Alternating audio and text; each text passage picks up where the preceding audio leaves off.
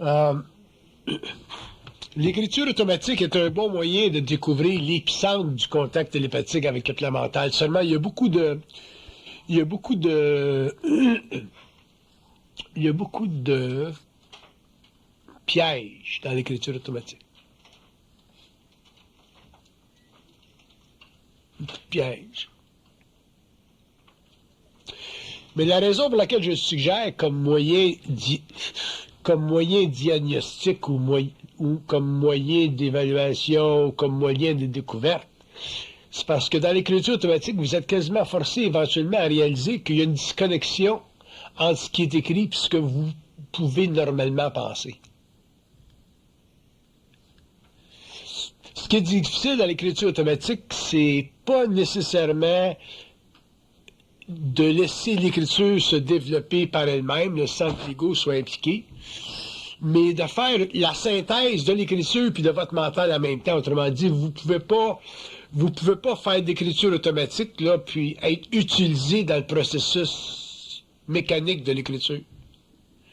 Parce que si vous êtes utilisé dans le processus mécanique de l'écriture, à ce moment-là, vous risquez d'être en contact avec une entité astrale, puis là, ils vont vous écrire n'importe quelle connerie. Mais si il y a une sorte de communion d'esprit entre ce que vous écrivez puis ce qui dicte, à ce moment-là, vous allez commencer à découvrir des parcelles d'une autre intelligence qui n'est pas votre intellect. Me suivez-vous? Ouais. Vous allez découvrir des parcelles d'intelligence ou d'infusion. Je ne peux pas dire de réflexion, donc je dis d'infusion. Puis ça va commencer à vous donner comme une mesure d'une source d'intelligence créative qui est pas réfléchie, qui vient pas de votre ego. Mais comme je vous dis, il y a des pièges là-dedans, puis ça, c'est l'écriture automatique. L'écriture automatique, c'est très, très personnel à chacun de soi. Puis aussi, c'est très, très conditionné par le niveau astral de votre conscience personnelle. Autrement dit, une personne qui aurait une entité astrale, à travers l'écriture automatique, l'entité astrale pourrait se révéler. Puis faire la distinction entre une entité astrale qui peut réellement déconner ou ne pas faire partie de votre esprit, de votre intelligence créative, mais simplement faire partie d'une connexion en tangentielle à votre réalité, à ce moment-là, ça peut vous créer des illusions, puis ça peut fatiguer aussi votre esprit. De l'autre côté, ça vaudra peut-être la peine de l'essayer, pour ceux qui l'ont jamais essayé, même si vous trouvez que c'est laborieux, là, parce que ça vient pas facilement, ainsi de suite. Moi, je m'en sers énormément de l'écriture. Moi, c'est plus l'écriture automatique, là, c'est simplement... c'est une connexion matérielle avec... Mais je m'en sers parce que des fois, je suis fatigué, je sais pas d'où partir. Puis, je vais aller au tableau, puis ils peuvent me connecter à une pensée que vous avez dans la salle, par exemple. Puis, je vais partir de là. Puis, le monde va dire, c'est drôle, le gars, il répond à des questions que j'avais, tu sais. C'est pas que je réponds à des questions que vous avez. C'est que ça répond à des questions que vous avez. C'est pas moi, là, tu sais. Moi, j'en suis même pas conscient de ça. Je suis pas pour être conscient de tout ce qui se passe, tu sais. Mais je deviens... je suis rendu très, très habile à pouvoir faire la connexion, matérialiser ma connexion. Fait que ça fait quoi? Ben, ça m'enlève de la fatigue. Si je suis fatigué, je m'en vais au tableau, ça part tout de suite. Si j'arrive ici du restaurant, mais puis je veux recommencer ma conférence, puis je suis pas là-dedans pantoute, à ce moment-là, ben, je perds. Là, je sais exactement de ce qu'ils veulent parler. T'sais. Des fois, ils vont dire, bon, ben, on veut parler de telle affaire, fait que ça part. T'sais. Mais comme je suis un petit peu plus raccordé au plan mental que vous êtes, que vous autres, mais à ce moment-là, c'est plus facile pour moi de faire des barbeaux puis comprendre ce que je dis. Tandis que vous autres, vous allez être obligé de passer au début par une sorte d'écriture que vous pouvez reconnaître comme votre écriture normale. Mais éventuellement, vous allez voir que votre esprit va trop vite pour l'écriture. Parce que c'est vibratoire, fait que éventuellement, tu peux pas écrire, là, comme on écrit en lettres normales. Parce que l'esprit va trop vite. Fait que vous allez être obligé de passer, finalement, à d'autres niveaux de signature. Mais pour dire quoi? Pour dire que l'écriture automatique, dans la mesure où vous apprenez à la travailler au cours des années, éventuellement, elle peut vous mettre en contact télépathique avec le plan mental. Elle peut vous servir à vivre le contact avec le plan mental, éventuellement. Il va certainement y avoir un nombre d'expériences là où vous allez trouver ça pénible, là, ça sort pas comme vous voulez, où il y a de la connerie qui sort, et ainsi de suite. Mais ça fait partie de l'ajustement des cas subtils, puis ça, on n'y peut rien. À moins là, que vous auriez d'avoir une connexion directe, là, fusionnée assez, là, pour que les autres puissent vous écrire, puis transmettre ce qu'ils veulent vous dire directement, puis bypasser l'ego complètement.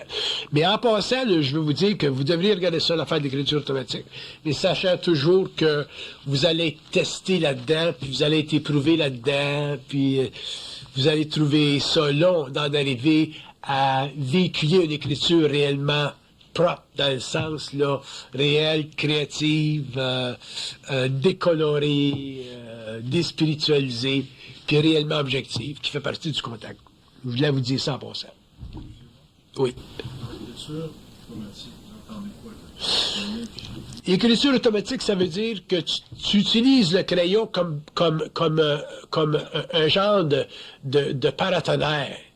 Le crayon devient un paratonnerre pour eux autres. Puis ils vont utiliser le crayon, puis tu commences à mettre le crayon à leur disposition, mais il ne faut pas que ce soit l'ego qui écrit.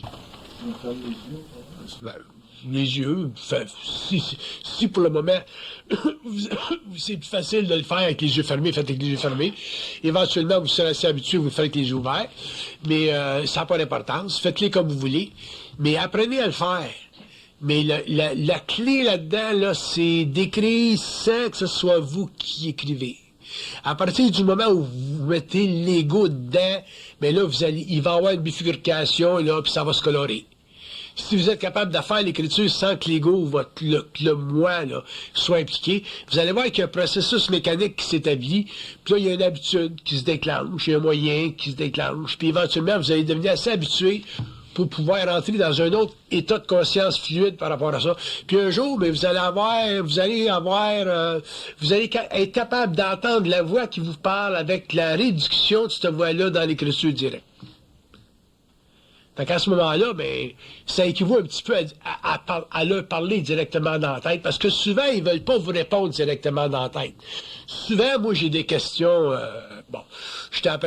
par exemple, j'étais après à étudier, je voulais étudier un petit peu ce que le physiciste Hawkins disait là, dans la presse aujourd'hui, puis je voulais voir ce que les autres pensaient de ça. Puis, concernant la vitesse de la lumière, des choses de même. Puis, si je rentre là-dedans, là, ils veulent pas me le parler parce qu'ils veulent pas que ça reste dans mon cerveau, fatiguer mon esprit. Fait qu'à ce moment-là, ils vont dire, prends un crayon. Fait qu'à ce moment-là, je prends un crayon puis je peux le faire. Parce que là, c'est comme si ça reste pas dans ma mémoire. Sans ça, là, ça serait toujours trop lourd aller dans des confins d'informations, puis des études, puis des études, puis des études, puis ça finit plus des études avec eux autres.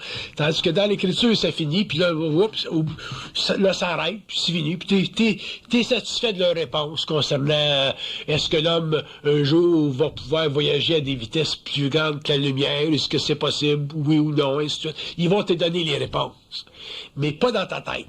Ils vont vouloir les canaliser dans l'écriture. C'est comme souvent les gens vont me poser des questions sur Dieu, C'est quoi Dieu? Bon, la question concernant Dieu, la réponse qu'ils vont donner, ça va toujours dépendre de la population qui me pose une question. Si c'est un cardinal qui me demande, ils vont répondre d'une certaine façon. Si c'est une religieuse, ils vont répondre d'une autre façon. Si c'est un athée, ils vont répondre d'une autre façon. Si c'est un scientiste, ils vont répondre d'une autre façon. Fait qu'ils peuvent répondre de toutes sortes de façons. Mais ce qu'ils vont faire, c'est qu'ils vont me le passer par l'écriture au lieu de me le passer par le cerveau, parce qu'ils veulent pas que le monde pense que moi je pense ça. Fait que ça dépersonnalise mon travail, ça objectivise dans un certain sens un travail. Ainsi de suite, je sais pas. Ils ont leur raison. Fait que ça peut être intéressant l'écriture automatique dans ce sens-là. Puis avec le temps, ça va vous habituer à vous libérer du doute. Fait que là, ta mère, elle vient de mourir. Elle s'est fait écraser par un autobus. Grosse affaire. Tout le monde pleure dans la famille. Fait que tu prends ton crayon, puis tu le poses dans ta tête, mais pourquoi est-ce qu'elle est morte? Puis là, ils vont commencer à répondre, puis ils vont dire, elle est morte parce que sa vie est finie. Puis là, ils vont te donner une réponse courte. Puis là, tu peux aller plus loin, puis tu peux leur dire, mais pourquoi est-ce qu'elle est morte écrasée en dessous d'un autobus? Ils vont dire, elle est morte écrasée en dessous d'un autobus parce qu'elle devait avoir une mort rapide. Ça, c'est des réponses qui ne viennent pas de l'ego, ça. Une mort rapide. Là, tu vas dire, mais pourquoi il fallait qu'elle ait une mort rapide? Ils vont dire, il fallait qu'elle ait une mort rapide pour se trouver sur un plan pas trop haut en vibration pour qu'elle puisse rester autour du plan matériel un petit peu. Là, tu veux dire, pourquoi il faut qu'elle reste autour du plan matériel un petit peu? Puis là, ils vont dire, parce qu'elle a un âme qui a des mémoires anciennes qui demandent qu'elle soit un petit peu testée dans l'expérience de la mort avant de passer au plan astral de la mort pure. Puis là, ils vont te placoter, là. Ils peuvent te placoter pendant 2 semaines, jusqu'à temps qu'ils t'écœurent. Parce qu'ils ont toujours des réponses. Mais en te répondant même des réponses qui ne font pas partie de ton catalogue, tu vas commencer à prendre conscience d'une préscience. Et en prenant conscience de cette préscience-là, tu vas t'habituer, puis un jour, tu vas pouvoir aller à l'écriture automatique vite, puis un jour, tu pourras même aller sans écriture automatique, puis un jour, si tu fais l'écriture automatique, tu pourras le faire d'une manière là, à raccorder leur information à ta plume pour des raisons de dépersonnalisation, comme moi je fais, par exemple. Si ça faisait partie de votre travail un jour d'écrire, par exemple. Écrire, c'est bien subtil avec eux autres. Quand tu écris avec eux autres, tu cherches pas à écrire, tu cherches pas quoi écrire. Ça vient, bum, bum, bum, bum. Moi, quand j'ai fait la Genèse du réel, savez-vous comment est-ce que je l'ai écrit? J'ai écrit les chapitres d'abord. J'ai commencé par les chapitres. Chapitre numéro 1, le libre arbitre. Chapitre numéro 2, numéro 3, numéro 4. Là, je ne sais pas, il y en a peut-être 55, 56, 57 chapitres. Puis quand j'ai fini d'écrire tous les titres des chapitres, là, j'ai commencé le livre. J'ai commencé le chapitre numéro 1. J'ai écrit. Après ça, je suis allé regarder. Chapitre numéro 2, c'était quoi? Ça s'intitulait telle affaire. Là, j'ai écrit chapitre numéro 2. Puis c'est comme ça que j'ai écrit la Genèse du réel. Ils veulent commencer par le chapitre. Ils veulent les chapitres, eux autres, d'abord. Ils écrivent sur le libre arbitre. Puis après ça, ils écrivent sur telle affaire. Puis après ça, ils écrivent sur telle affaire. Puis là, ils font tout à l'envers de nous autres. C'est tout à l'envers de nous autres. Ils sont tout à l'envers de nous autres. Puis c'est pas facile pour un ego d'être à l'envers. Tu sais? Quand on veut un livre, écrire un livre, on veut écrire le début, le milieu, puis la fin, les conclusions. Eux autres, ils écrivent la conclusion d'abord, puis après ça, ils te ramènent au début, puis après ça, ils vont au milieu. Pourquoi est-ce qu'ils font ça? Pour te désengager au niveau des structures mentales. Fait que, si tu commences à écrire un livre par la conclusion, tu sais même pas qu'est-ce que le livre est, qu'est-ce qui va se produire, tu vas avoir des doutes. Puis ils vont utiliser le doute pour t'amener finalement à faire des affirmations qui sont totalement occultes, c'est-à-dire des affirmations qui dépassent l'esprit contentieux de l'ego. Si tu es capable de faire ça, ils vont te faire écrire un livre comme La Genèse du réel ou Beyond the Mind ou l'autre, Les dialogues avec l'invisible ou d'autres que j'ai dans mon computer. Fait que t'as pas besoin de savoir que c'est pas de tes affaires que c'est qu'ils veulent écrire. Ta job, c'est d'être capable d'écrire. Fait que c'est intéressant d'écrire le même dans un sens. La seule chose qui est plate, c'est que tu l'oublies. Tu t'écris les livres. Moi, je regarde mes livres que j'ai écrits, je dis, c'est intéressant ce gars-là. T'es plus capable de te connecter avec le livre parce que t'as pas en mémoire. Puis des fois, je me dis, aujourd'hui, je serais plus capable d'écrire le même, tu sais. j'ai pas de vibration, de haute vibration. Fait que c'est intéressant. Fait que l'écriture automatique, regardez ça lentement, faisant pas une grosse affaire, mais ça peut être utile, puis ça peut être intéressant, puis ça peut vous amener éventuellement à prendre conscience un petit peu de ce que j'appelle le contact télépathique. Parce que ils vont vous passer du matériel à travers l'écriture, puis ça, c'est des lois occultes.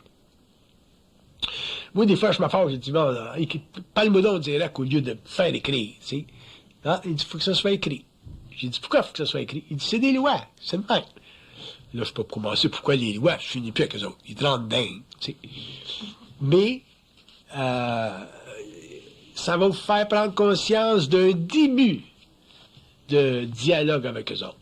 Puis à partir du moment où vous allez avoir une petite mesure de ça, bien là, vous allez trouver ça intéressant parce que, dépendant de votre expérience, là, si c'est pas trop laborieux, ça peut être intéressant, puis éventuellement, ça va devenir plus intéressant, puis un jour, ça peut devenir créatif pour vous autres, puis un jour, bien, peut-être que vous pourrez écrire. Puis si vous écrivez pas, bien, ça servira pour vous autres seuls. Parce que les gens vont dire, ben, quand je rêve, ben, je peux pas interpréter mes rêves. Je comprends pas mes rêves. Fait que j'ai dit, ben, on va vous donner une façon de comprendre vos rêves. Prends ton crayon, là, puis écris, ça veut dire que. Ça veut dire que, puis l'autre, ils vont continuer. Si tu leur donnes le ça veut dire que, ils vont continuer ton rêve. Mais si tu leur donnes pas leur donnes pas un support, là, si tu leur crées pas un support vibratoire, là, ça veut dire que, parce que quand tu dis ça veut dire que, ça veut dire que tu te laisses mettre en vibration. Fait que tu prends ton rêve que tu comprends pas, là, puis tu dis, ça veut dire que, c'est comme un appel à eux autres. Puis là, ils vont continuer. Ça veut dire que, là, ça veut dire que telle affaire à faire, parce que telle. Ils vont te l'expliquer, ton rêve. Puis vous allez voir que les rêves les plus ardus, les plus occultes, les plus voilés, sont très clairs. Très clairs. Très clairs. Il y en a des fois, tu regardes les rêves, tu te dis, ça veut dire quoi, ça? Parce qu'ils t'arrangent des rêves. C'est réellement, là, comme, les rêves, c'est quasiment l'organisation de la matière d'un garage, tu sais. Des harics, tu sais, comment est-ce qu'on appelle ça, les harics d'une maison? Hein? Tu sais, quand tu mets tous les greniers, un rêve, c'est quasiment comme un gros grenier mental, tu sais. Il y a tout ça d'affaires, là. Des carottes avec des roues, des moteurs avec des lames, puis ils te mélangent tout ça ensemble. Fait que tu veux comprendre ça, c'est pas compréhensible, mais si tu dis, ça veut dire que, ils vont te le dire. Qu'est-ce que ça veut dire, ça? Fait qu'à ce moment-là, si vous commencez à comprendre vos rêves, mais c'est une autre dimension de votre état que vous allez comprendre, puis souvent il y a de la voyance là-dedans, puis il y a de la compréhension de ce que vous vivez là-dedans. Ça peut être intéressant, du moment que vous ne poussez pas trop loin, que vous en faites pas de religion. Tout ça, ben, c'est des outils pour vous amener à éliminer le doute.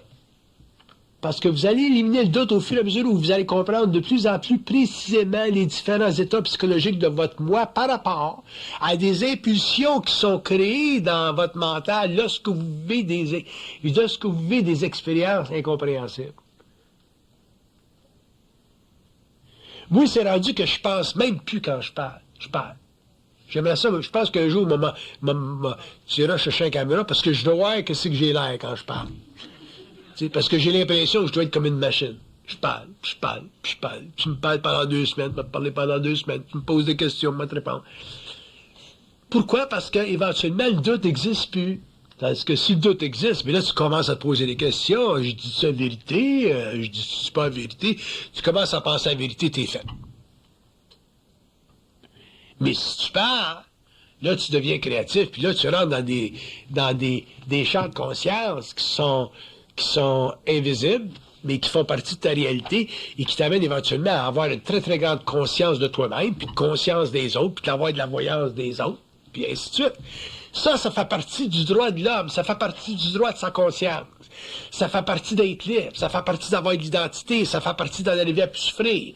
Ça fait partie d'en arriver graduellement vers la mort, dans un état de reconnaissance de ton lien cosmique avec eux autres.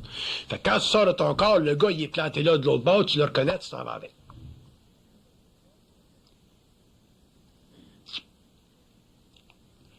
Mais si tu ne le reconnais pas, T'es pas capable de partir avec. Fait qu'à ce moment-là, il sortir, il s'en va dans le nord du plan astral, puis il devient simplement une lumière, puis t'attends après. C'est ça qui arrive avec les morts, c'est pour ça que les morts souffrent.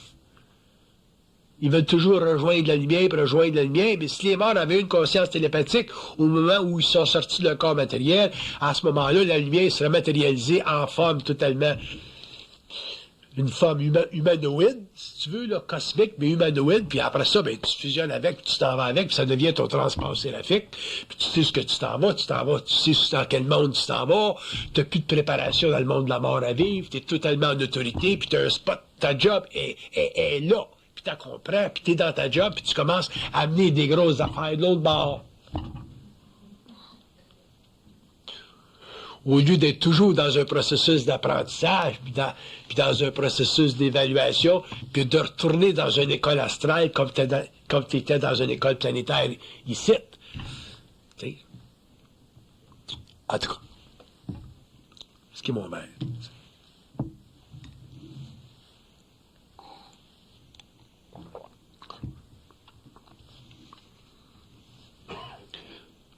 Pour que le doute s'éteigne dans votre expérience, faut que vous fassiez face à vos expériences le plus objectivement possible. Ça veut dire que quand vous vivez les expériences, désengagez-vous émotivement.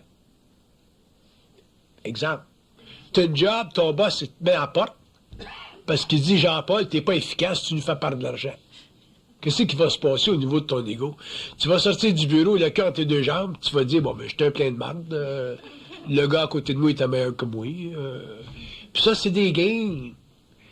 Puis comme tu as une pensée subjective, ben, ils vont pas te parler directement, ils vont t'envoyer ça à travers des réseaux astraux, puis la pensée cosmique, quand c'est passé à travers un réseau astral, mais ça devient subjectif, ça devient réflectif. Fait que au lieu qu'ils puissent te passer la pensée, au lieu de te passer une pensée créative, ils vont te passer une pensée comme t'es plein de mal. Puis ils vont même pas dire t'es plein de mal, ils vont dire je suis plein de mal. Ça, c'est l'ultime illusion. Tandis que moi, s'ils me disent je suis plein de mal, tu vas manger ton de la merde, toi. T'sais. Tandis que vous autres, si vous faites dire vous êtes plein de mal, vous croyez que c'est vous autres qui pensez ça.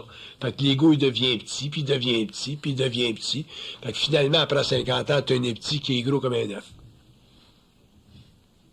Pourquoi? Parce que t'es habitué à te faire dire t'es un plein de merde. T'es un jaloux, t'es un paresseux, l'autre gars à côté est meilleur que toi. C'est ça l'astral. Fait que si là, on arrive à dépasser le doute à ce niveau-là, puis à réaliser que la pensée vient d'ailleurs, puis à confronter les entités, ces autres plans, que ce soit des entités astrales ou que ce soit des entités mentales, à les confronter au niveau de son mandat. Qu'est-ce que tu veux dire, là? Là, tu vois, la communication se coupe, tout le baratin change, puis éventuellement, tu te libères de ces pensées, rapaces, là, de ces pensées vampiriques, là, et ainsi de suite, qui fait partie de la conscience astrale de l'homme. Fait que tu commences à avoir un petit peu plus d'identité, tu commences à réaliser que t'es meilleur que tu pensais, t'es plus créatif que tu pensais, t'as plus d'identité que tu pensais. Puis c'est même ça marche. Pourquoi? Parce qu'il y a une élimination du doute. Chaque fois que vous vivez une diminution dans votre personnalité, vous êtes astralement testé. Quelle que soit votre expérience, chaque fois que vous vivez une diminution dans votre personnalité, vous êtes astralement testé, puis vous ne le savez pas. Ça veut dire que vous ne réalisez pas qu'il y a une entité là qui vous travaille, ou vous ne réalisez pas que c'est même votre double qui vous travaille. Parce que le double va utiliser n'importe quoi, selon votre personnalité, parce qu'il vous connaît. Votre pensée, d'ailleurs, la façon que vous pensez dans votre tête, c'est la même voix que vous entendez depuis que vous êtes au monde. Fait que vous êtes déjà conditionné à cette voix-là. Fait que il y a un qui vous parlez dans cette voix-là, puis vous autres, ben, vous voyez pas de différence entre la voix que vous aviez quand vous étiez au monde, quand vous avez grandi, quand vous étiez petit, puis que vous aviez jusqu'à l'âge de 50 ans. Vous ne voyez pas la différence. Toujours la même voix. Fait que si vous ne voyez pas la différence, puis si vous n'êtes pas capable d'identifier la nature objective de l'autre présence, ben à ce moment-là, c'est facile pour vous autres de tomber dans le piège de l'ego qui pense. Fait qu'à ce moment-là, là, il vous envoie des pensées, puis ça devient de l'opprobre psychologique pour vous autres, puis ça fait qu'on, toute notre vie, on se promène dans la vie avec la queue entre les deux jambes. Il y en a qui n'ont même pas de queue.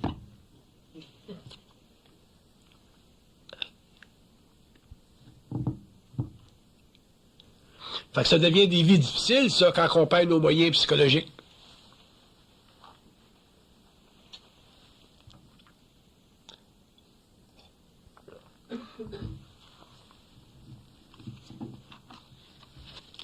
C'est comme les gens, il y a des gens qui font il y a des gens qui vont faire l'étude philosophique d'Aurobindo.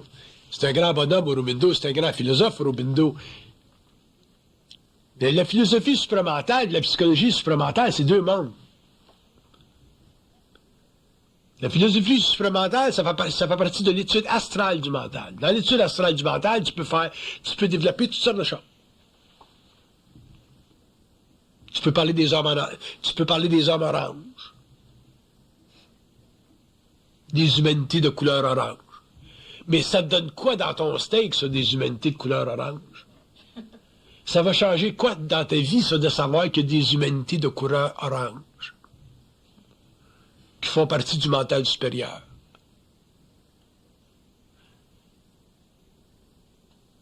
Fait qu'il ne faut pas mélanger la philosophie supramentale ou la philosophie des grandes intuitions avec une psychologie supramentale qui fait partie de la découverte chez l'homme des structures internes du mensonge cosmique sur la Terre. L'homme n'a pas besoin de savoir ou l'homme n'a pas besoin de connaître les structures occultes des mondes parallèles. L'homme a besoin de se connaître lui-même. Quand l'homme se connaîtra lui-même, il pourra facilement connaître, accéder aux structures des mondes parallèles, puis les diviser ou les unifier selon son bon besoin pour les réapproprier à l'humanité, pour créer des philosophies aux hommes, pour les aider spirituellement à évoluer. Mais l'homme lui-même, en tant qu'être évolutif, n'a plus besoin de ça. Moi, les hommes oranges, ça me dit rien. Les flammes bleues, ça me dit rien.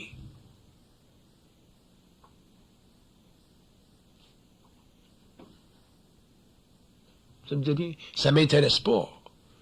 Les secrets d'Amensi, ça m'intéresse pas. Même si je les connais. Pourquoi? Parce que ça ne change rien dans ma vie. Mais ce qui change quelque chose dans ma vie, c'est savoir qu'il y a une conscience quelque part sur un plan astral ou sur un plan mental qui essaie de me fourrer. Ça change quelque chose dans ma vie. Fait que si j'en arrive à être plus fourrable par eux autres, puis après ça, tu me parles des petits hommes en orange, ou tu me parles des secrets d'Amansi, là, je vais commencer à te parler des secrets d'Amansi, puis je vais te parler des hommes oranges. Puis je vais te parler de n'importe quoi, parce que j'ai accès aux archives. Mais moi, personnellement, ça me sert à rien de connaître les secrets d'Amansi. Je pense pas, anyway. J'ai même pas de mémoire. J'ai même pas d'imagination astrale. Seulement, si tu me parles des secrets d'Amensi puis une vibration spirituelle, c'est évident que je vais te mettre la batterie à terre. Parce que je peux accéder aux secrets d'Amensi. Mais je peux pas faire de philosophie à partir des secrets d'Amensi. Autrement dit, la raison pour laquelle je vous dis ça, c'est parce que pour vous faire réaliser qu'un jour, il va falloir que l'homme devienne indépendant de la connaissance pour rentrer dans le savoir.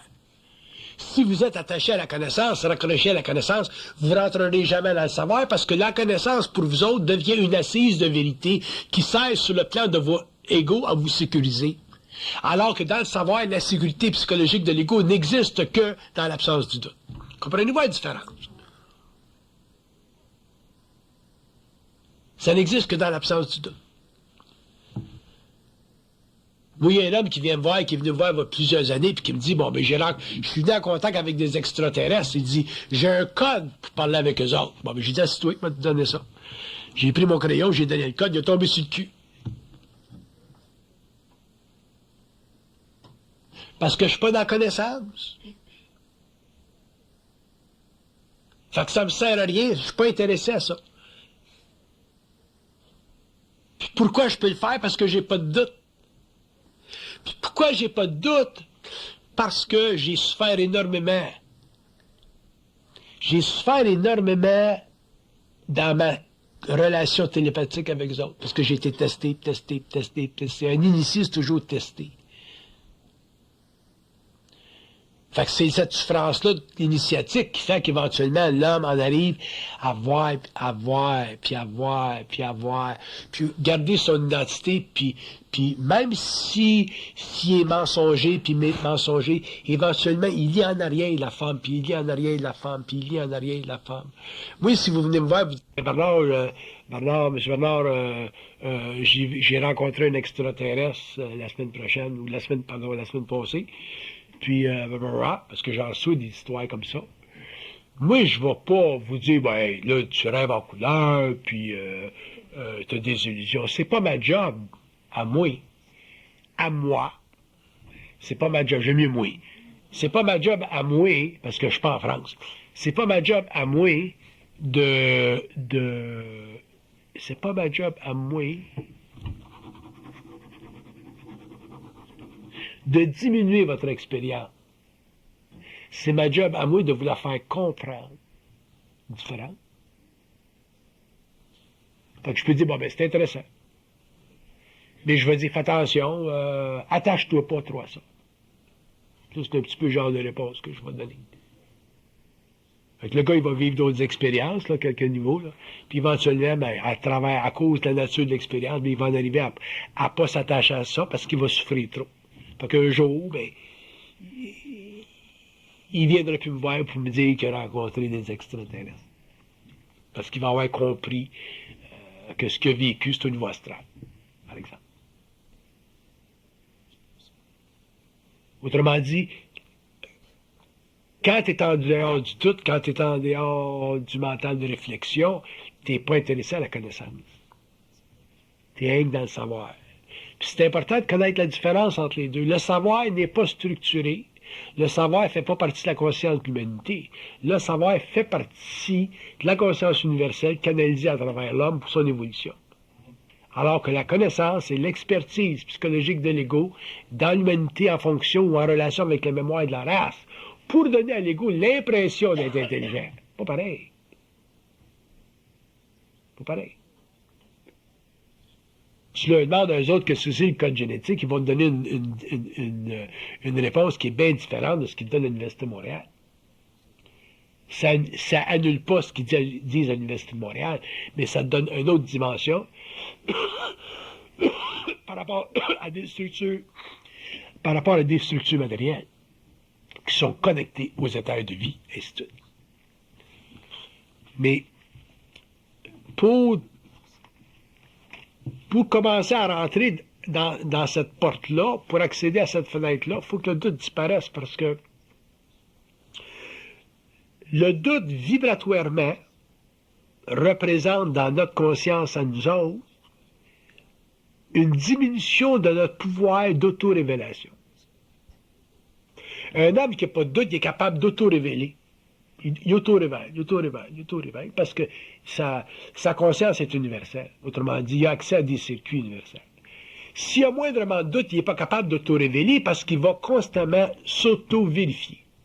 Rappelez-vous-en de ça, la différence. Là. Ça, c'est un point de référence bien important pour ça. L'auto-vérification versus ou en contradistinction avec l'auto-révélation. Dans l'auto-révélation, l'auto-vérification n'existe pas. Moi, je suis aucunement intéressé à savoir ce que je dis, puis je suis aucunement intéressé à vérifier ce que je dis. Sans ça, je serais pogné dans la recherche de la vérité à l'infini. Je n'arrêterai pas. Je souffrirai tout le temps, je penserai toujours à ce que j'ai dit, je leur étudie la vérité. Fait que l'homme doit en arriver éventuellement à l'auto-révélation au lieu de l'auto-vérification. Pour ça, il faut qu'il en arrive à détruire le doute ou à diminuer chez lui le doute. Ça fait partie de l'identité, ça fait partie de la psychologie supramentale, ça fait partie du supramental à l'action créative. Ça fait partie d'un mental supérieur parce que c'est pas un mental qui est coloré par la mémoire de la race. Tu peux pas être coloré par la mémoire de la race puis avoir des réponses sur le monde de la mort quand des accords matériels. Ils vont dire, mais meurs d'abord puis t'en parleras après.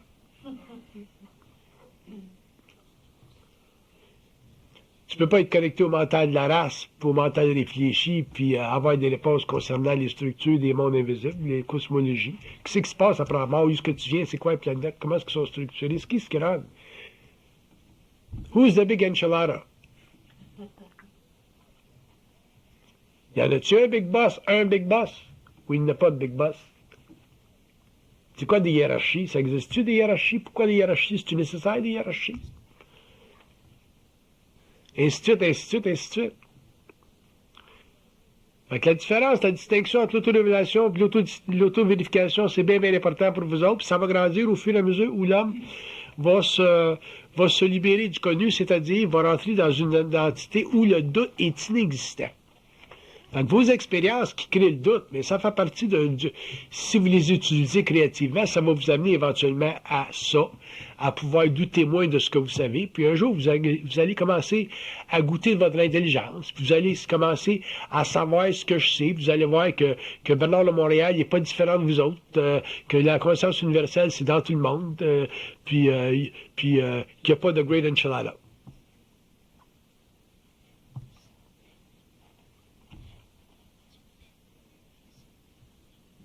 C'est une grande démocratie, cette affaire-là. Oui. Est-ce que l'élimination du doute, c'est réalisable dans ce temps-ci ou c'est quelque chose qui va être Non, c'est réalisable dans votre vie dans la mesure où vous êtes initiable.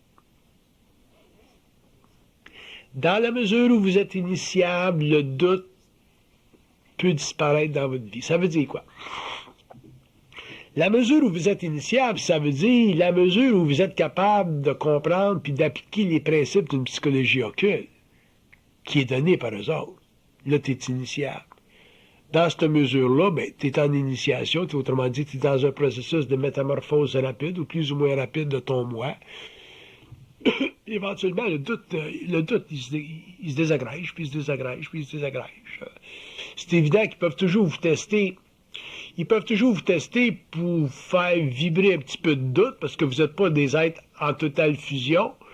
Par contre, c'est pas nécessaire non plus c'est pas nécessaire d'être en totale fusion pour avoir une préscience, pour avoir une conscience. Une fusion, c'est bien plus une nécessité universelle dans un temps, dans un corridor de temps particulier pour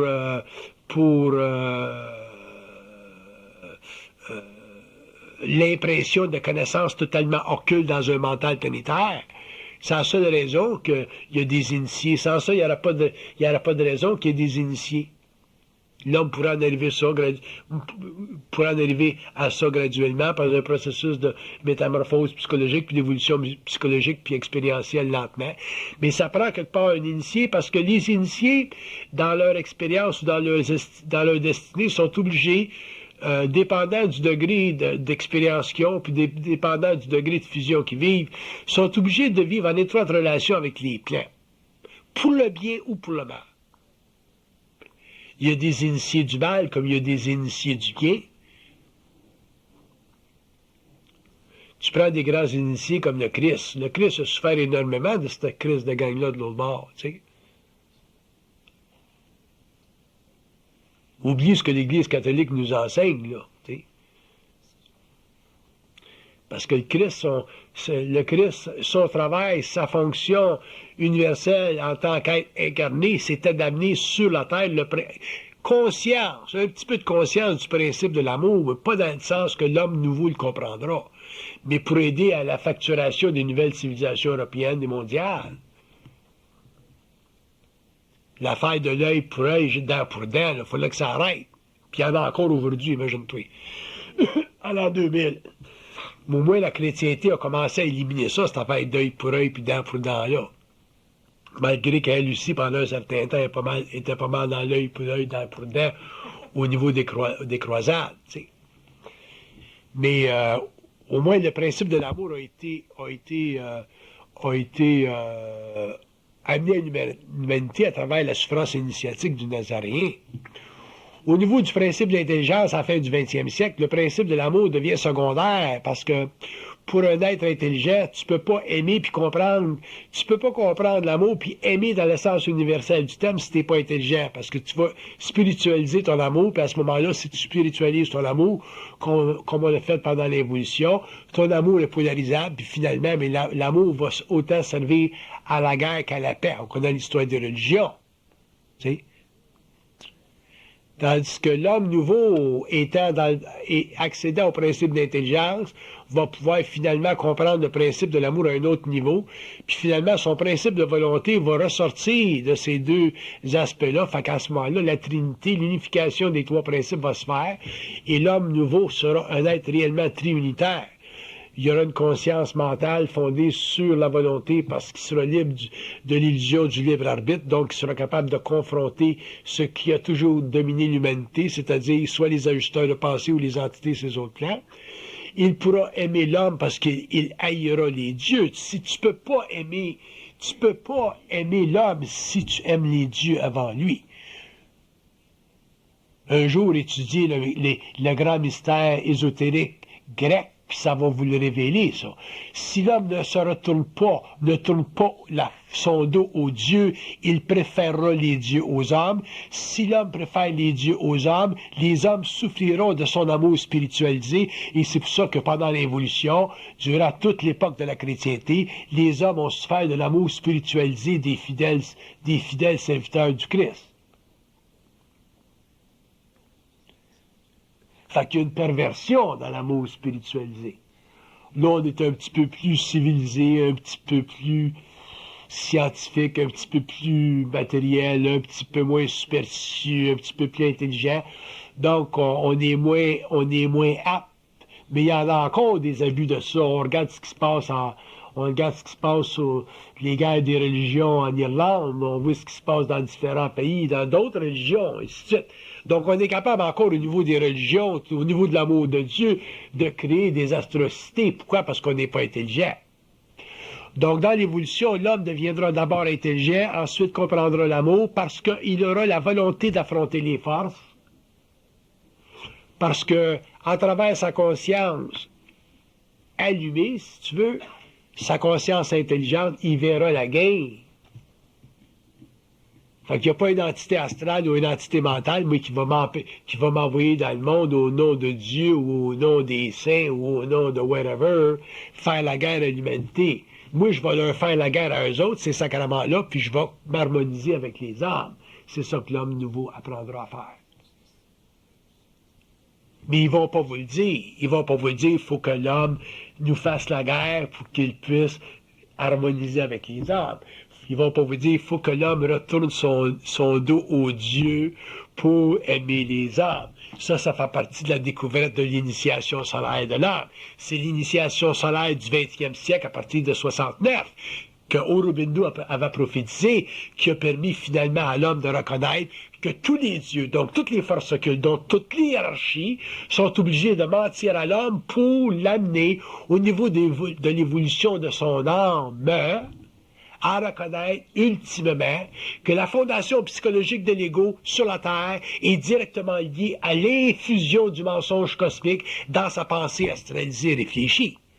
Ce qui amène l'expérience de l'âme, la souffrance de l'homme, ce qui amène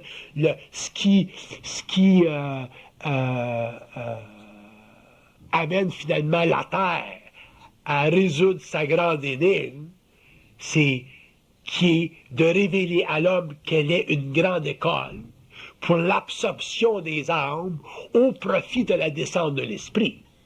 Quand ça sera renversé au cours de l'évolution sur la Terre, au cours de l'évolution au cours des siècles, au cours de l'évolution personnelle de l'homme, à ce moment-là, les forces occultes ne pourront plus, contre l'homme, entraver son développement, qui est quoi? Sa capacité de voir à travers la forme, de voir à travers l'illusion, de voir à travers la spiritualité, pour finalement en arriver à utiliser l'amour pour les hommes, faire la guerre aux dieux, afin d'équilibrer le pouvoir entre les dieux et les hommes sur la terre. Fait que dans Cosmogonie du Rancia, quand il parle que dans la fusion, il y aura équilibre entre l'ange moronciel ou l'ajusteur de passé et le mortel, c'est ça que ça veut dire. Il y aura équilibre entre les deux parties de l'homme, entre les deux parties de la conscience humaine, et à ce moment-là, l'ego planétaire sera aussi intelligent que l'ego cosmique. Il n'y aura pas de différence entre les deux.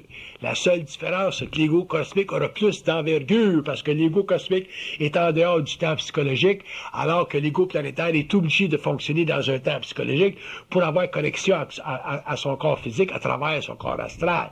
Sans cela, on serait totalement décroché et on mourrait. On ne pourrait pas fonctionner.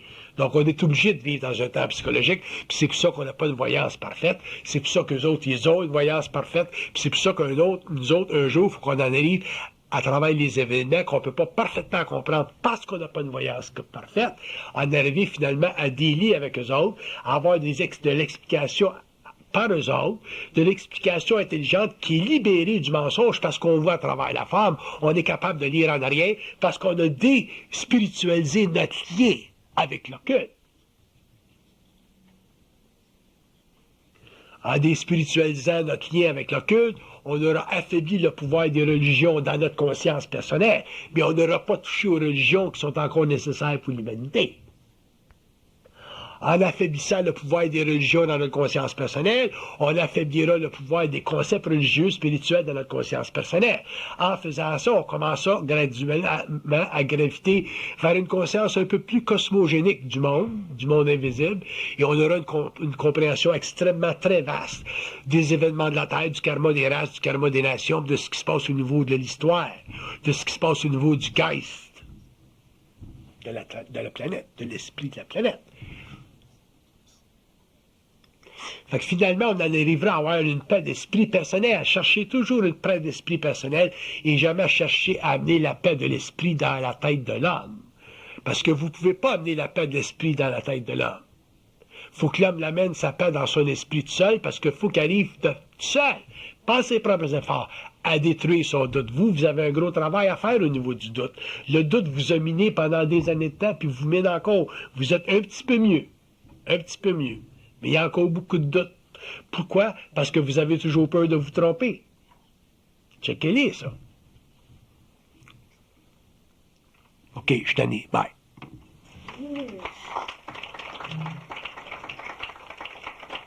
Avez-vous des questions? Je t'en ai de parler pour la cassette.